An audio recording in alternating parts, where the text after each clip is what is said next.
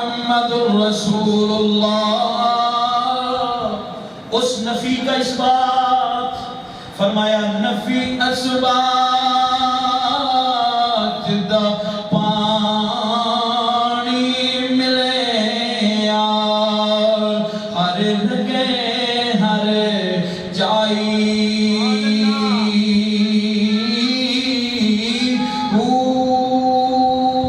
اندر بوٹی مشک مچایا میری جان پھلاتے آئی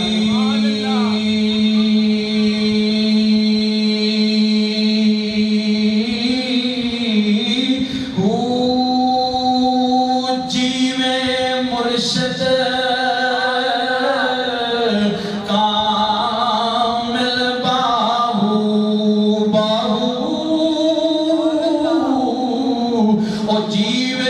مرشد کامل بابو جے بوٹی لائی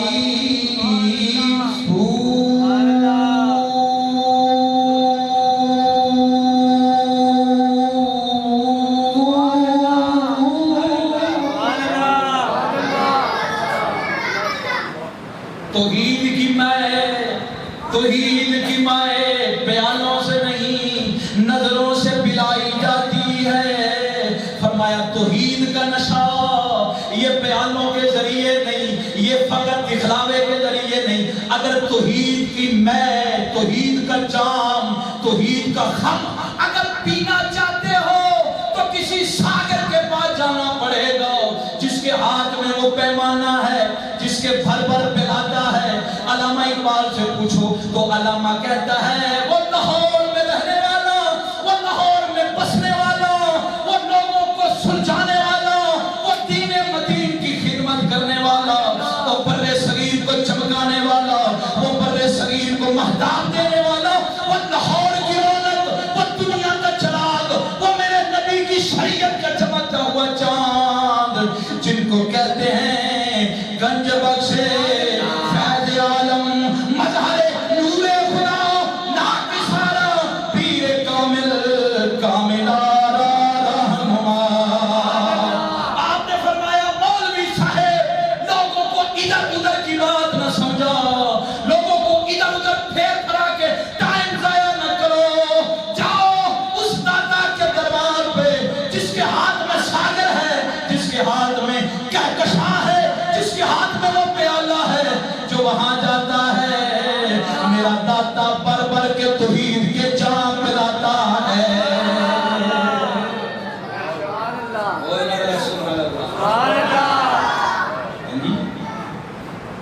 آپ نے دیکھا ہوگا کہ بعض لوگ نماز پڑھ کے بھی وہ حرکتیں جو نہیں کرنی چاہیے، تو جناب فقط عبادت میں رہنا آپ نہیں جا سکتے جب تک آپ وہ عبادت والا سامان آپ کسی اللہ والے کے دروازے تک نہیں لے جاتے۔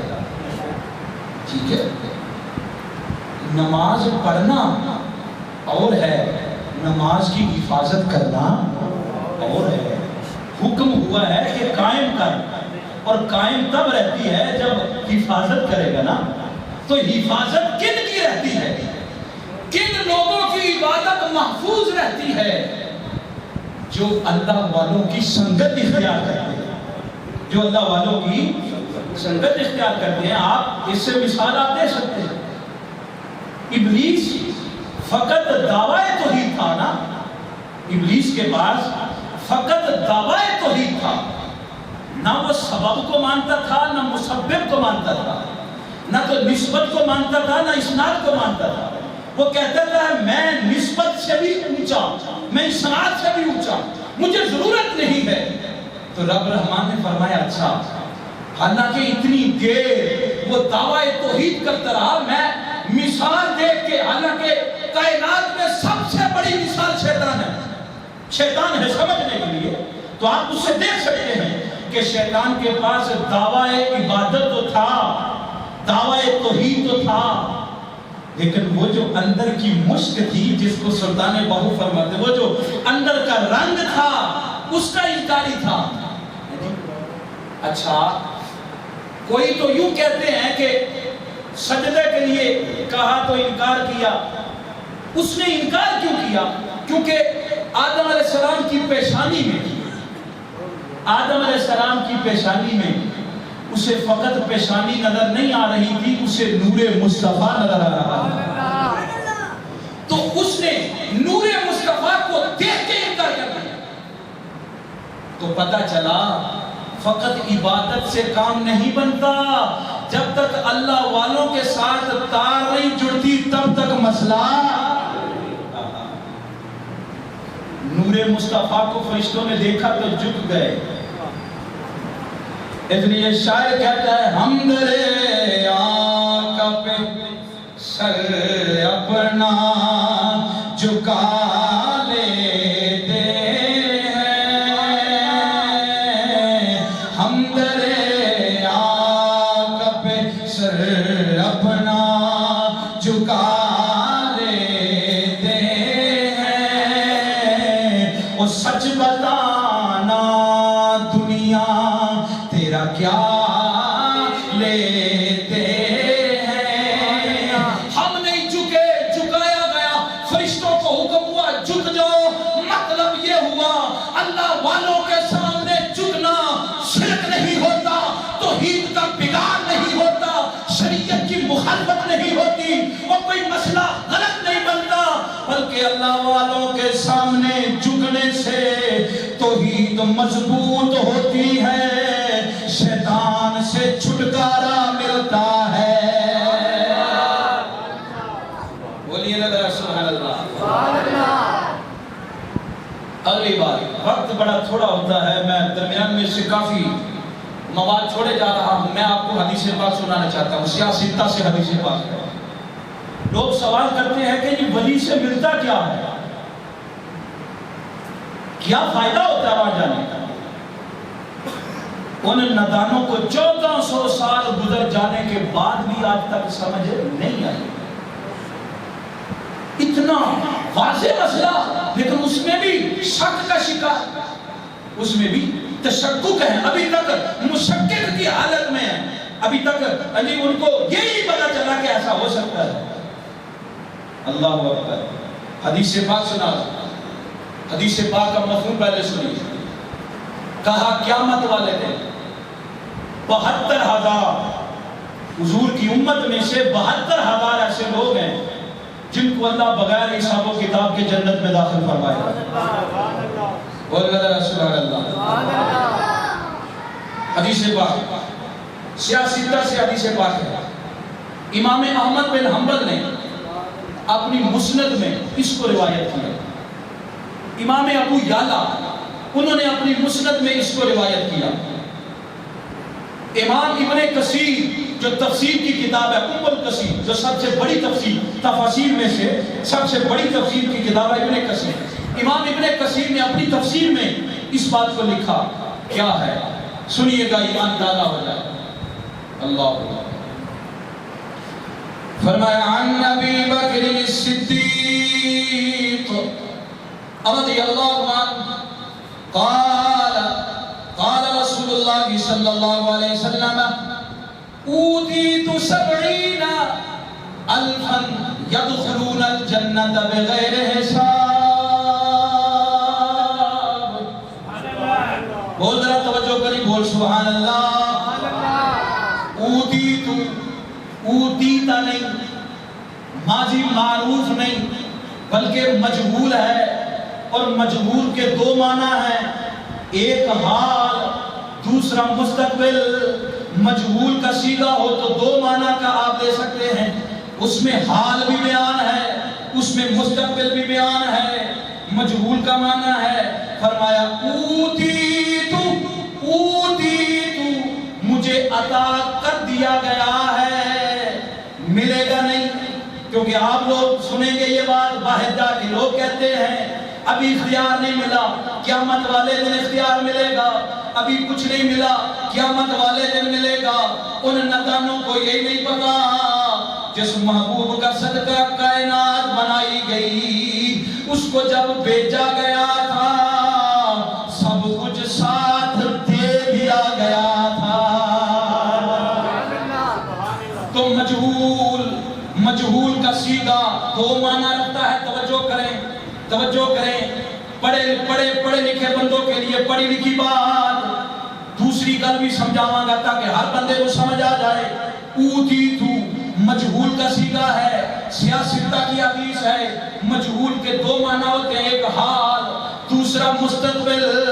فرمایا میرا محبوب حال کی خبر بھی سناتا ہے، آنے والے وقت بھی کی خبر سناتا ہے۔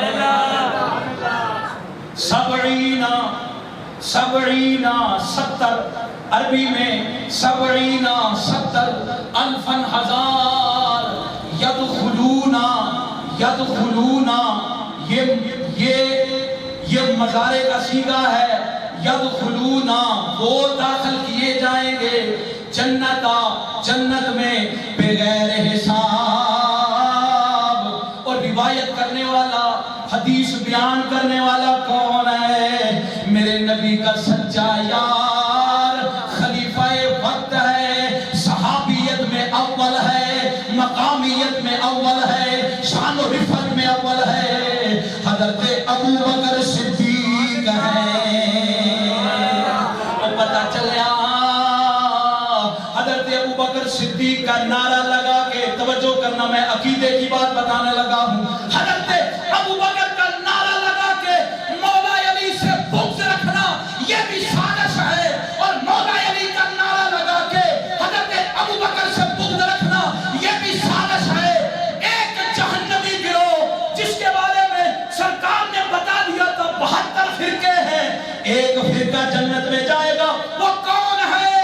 ارے جو نعرہ ابو بکر کا لائے، اس کے سینہ میں علی کی محبت ہو، اور جو علی کی محبت کا نعرہ لگائے اس کے سینے میں ابو بکر صدیق کی محبت ہو۔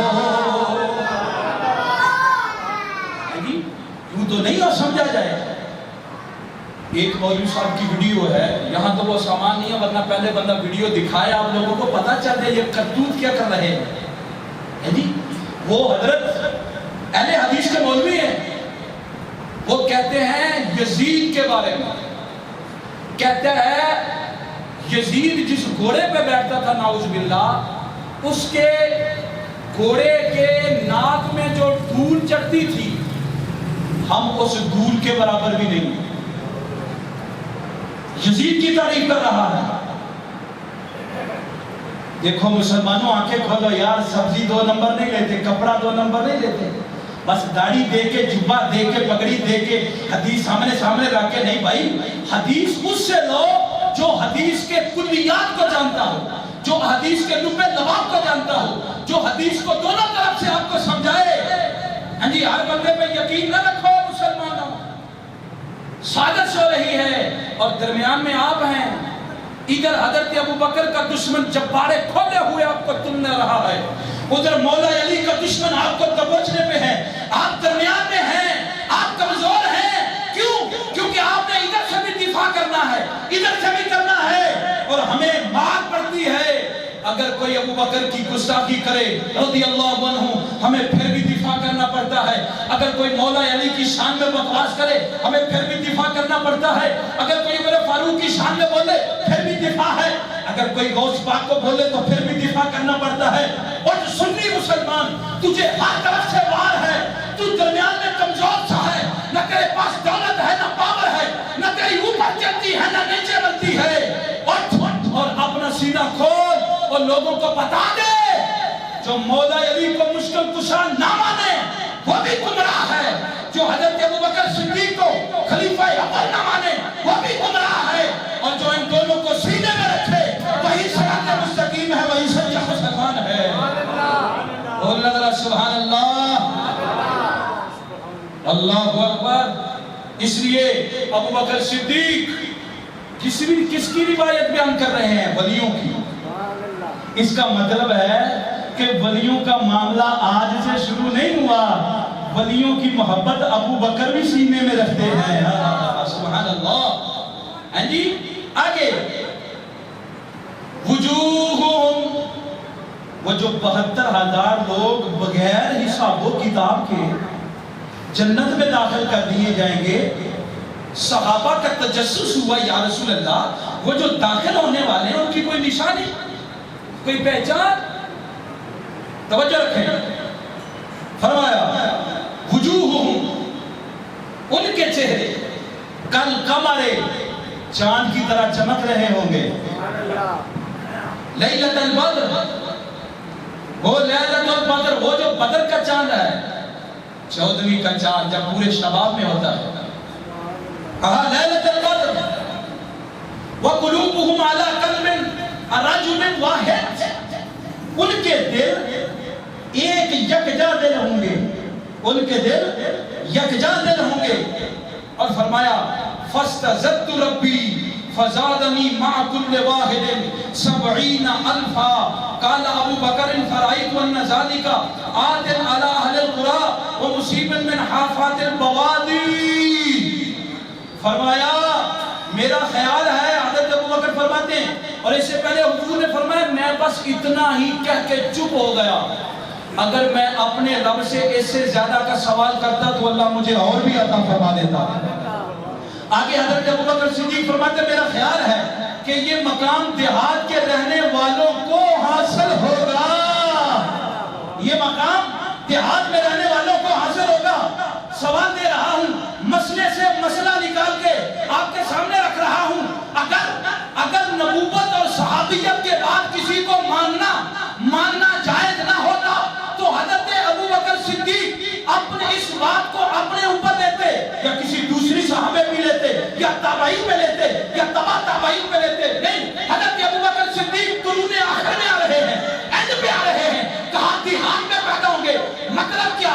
کوئی دادا علی حجویری لاہور کی سرزمین میں پیدا ہوگا، کوئی خواجہ غریب نواز انڈیا کی سرزمین میں پیدا ہوگا، کوئی افغانستان میں پیدا ہوگا. کہاں برے صغیر یہ جو دیہاتی علاقہ ہے یہ یہاں نکلیں گے اور ان کے چہرے 14ویں کے چاند کی طرح چمک رہے ہوں گے. اس لیے پتا چلا پہلے سے خبر دے کے حضرت ابو بکر صدیق نے صداقت کی مہر لگائی. اور لوگوں فقط یہ نعرہ لگانا کہ ہم صحابیت کے بعد کسی ولایت کو نہیں مانتے، جھوٹا ہے، کذاب ہے، گمراہ ہے، صراط مستقیم سے دور ہے. اور ولایت اور صحابیت تو اسے سمجھ میں آتا ہے جو ولیوں سے نسبت جوڑتا ہے. بولیے نا ذرا سبحان اللہ. یہ فرمایا، اور فرمایا یہ دیہات کے لوگ ہیں جو ننگے پاؤں چلنے والے ہیں. بول ذرا سبحان اللہ. اور حضرت داتا علی حجویری، حضرت بشر حافی کا ایک آخری بات، حضرت داتا علی حجویری، حضرت بابا فرید الدین گنج شکر رحمت اللہ، یہ وہ لوگ ہیں جن سے آپ نسبت جوڑیں گے. اب کیسے نسبت جوڑنی ہے؟ کیا مطلب یہ ہے کہ ان کی زندگی کا مطالعہ کیا جائے، جو انہوں نے افکار کیے، جو انہوں نے طریقے بتائے ان کو فالو کیا جائے، ان کے پیچھے چلا جائے، تاکہ اللہ تعالیٰ اس کی برکت سے پڑھنے والے کو اور سمجھنے والے کو شیطان سے بچائے اور جنت الفردوس میں اعلیٰ مقام عطا فرمائے. اور یہ آخری بات، مجمع پورا ہو گیا ہے، یہ بات میں نے بچا کے رکھی ہوئی تھی، میں حوالہ دے رہا ہوں. میرا چیلنج ہے، چیلنج نہیں بلکہ اپنے استادوں کا سہارا لیتے ہوئے میں چیلنج کر رہا ہوں، کوئی اس کا جواب لائے.